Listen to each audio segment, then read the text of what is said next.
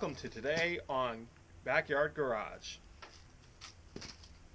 Things that we'll be doing today is I have this speed sensor or ABS brake sensor. This was on my 2007 Jeep Wrangler, and as you can see here, there is a definite crack there, and I got a new one here to compare it to.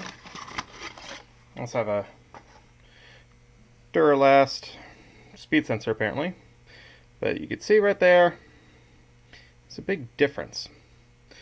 I was trying the other day to go and take off the rotor and the rear rotor, and it broke. So that's what one of the things I'm going to be doing today is going to be installing this into the rear differential, or the rear brake of my Jeep Wrangler. I'll also be trying to get the shocks out. So I got brand new shocks to go on the front of my Jeep Wrangler, which you'll see right here. I got a brand new shock. I got all the bolts and everything. What I've been having a lot of problem with is these top nuts on the new one. So I'm going to try this. I've been trying a lot of different things. But I got some WD-40 with rust penetrant. I'm going to try that out and see how it is, and see if that can go and release those bolts. You'll take notice I did have I got some replacement bolts, because the bolts that are on there are also pretty bad. So I'm going to see if I can. I'll try one more attempt to get it off, but I might actually have to saw it off the old bolts. But that's okay, because I got brand new bolts that I'm going to put on. So this is all part of the regular maintenance. I've been doing a lot of work on it since it's an older vehicle, and there's a lot that needed to be fixed. So, all right, well, let's get at it. All right, before I get too carried away with doing the repair, let me show you actually what's happening, just for future reference. So as I start the car, you can actually see that I have the ABS and all the brake lights on. That's because that speed sensor right now is disconnected, but before it was actually broken. As I demonstrated earlier, you can actually see the actual brake point. So that's the whole reason why we're doing this, so that I can be able to get working brakes, and the anti-roll system that the Jeep uses is part of the speed sensor. Okay, so first things first, what we're going to do is we're going to put this on a jack stand. Now I have a gravel driveway, so I'm using this board here to be able to act as a floor to make it a little bit easier for me to put this up on stands.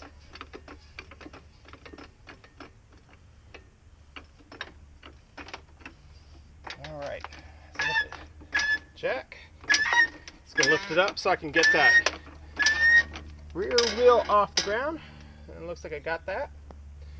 So, important thing to remember, even though I've got the jack here, I want to put it on the stand as well.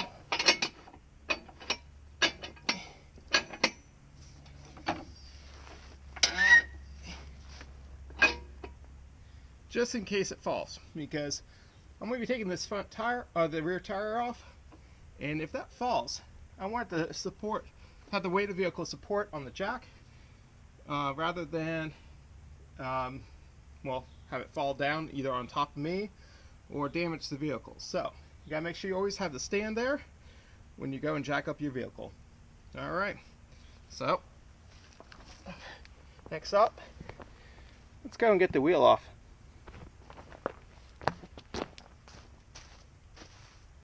Alright, we're now at the stage of taking off the rear wheel. I'm using an impact driver,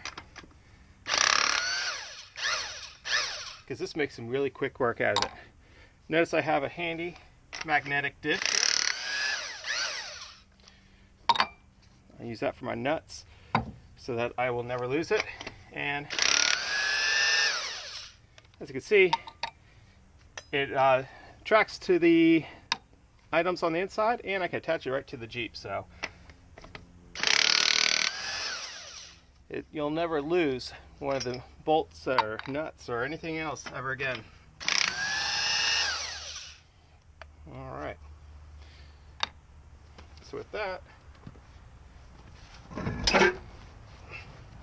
pull that way and we're set. For the next step here, what I gotta do next is actually take off the caliper here.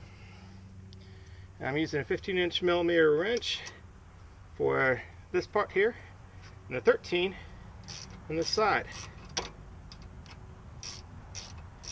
And we're just going to loosen that off. And this one here is just to support it. Put it in my handy dandy magnet holder. Move on. We'll have to move down to the bottom here. Let's see. This is where it gets a little harder if it's on really tight.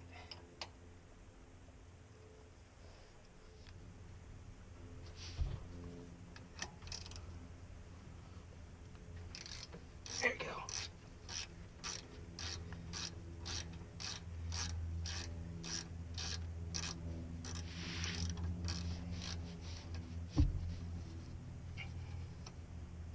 Now before I take that off, I want to have something to hang this to. So just give me one moment. So sorry about that. I had to go and get a bungee because we got to take the full caliper off.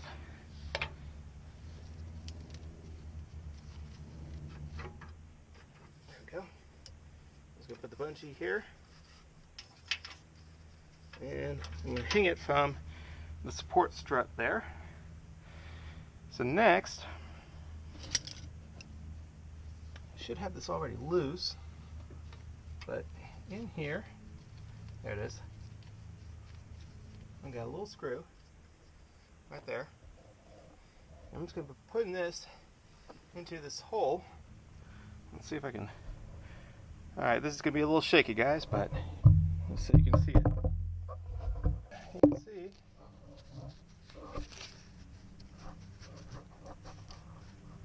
this right here is the hole, and there's the area where I pulled that screw from. And this is so that you can be able to put that mount in. So I'm going to do another zoom up once I put it installed. But and you can see back down here, this is the connector for the speed sensor. So, alright, let's install it. Alright, so for that connector, I'm just going to go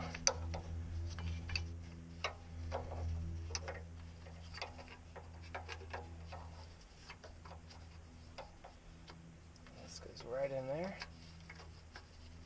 There we go. The nut is onto the end of it.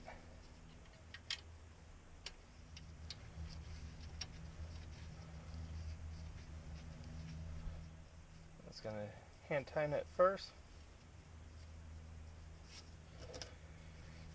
I got my connector here. And just for reference, this is a 8mm bit, and I'm just going to hand tighten that a little bit further, and I'm going to ratchet it into place.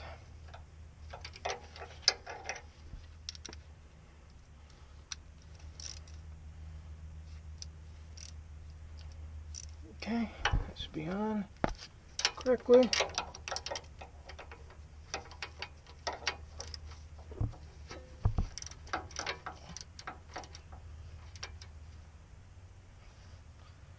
Alright, that's installed. Next, connect the cable here, push all the way in.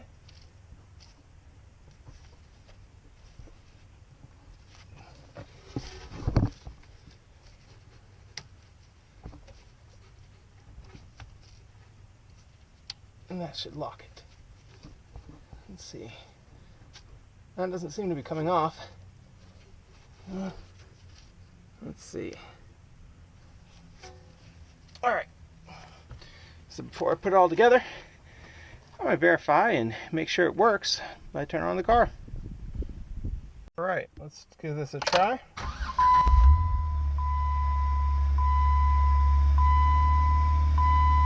Alright. Looks like my sensor is not quite in right, so I'm going to go and double check that. Alright. Seeing how one thing leads to another. Basically, I know we started off as just going and putting that sensor in, but as you saw, it actually did not pass, or it did not recognize the scanner, and I had a hard time getting the rotor off. I actually had to wiggle it and everything else, and I did. A couple pieces fell out when I took the rotor off, and so I'm going to do a good cleaning, just try and clean this out, and then I'm going to adjust that e-brake, because that's what this is right here, and that doesn't look right to me. So I'm probably going to end up having to mess around with this a little bit and trying to figure out what's going wrong with this. But first things first, I'm going to just clean this up, because that's probably the easiest way to resolve this. Alright, and to do that, I'm just using some brake cleaner, and I don't know if I'm going to use the rust penetrant, but I'm going to just start off with the brake cleaner, and I'm going to clean up all across here and back here. So I'll bring you back when I'm done cleaning it.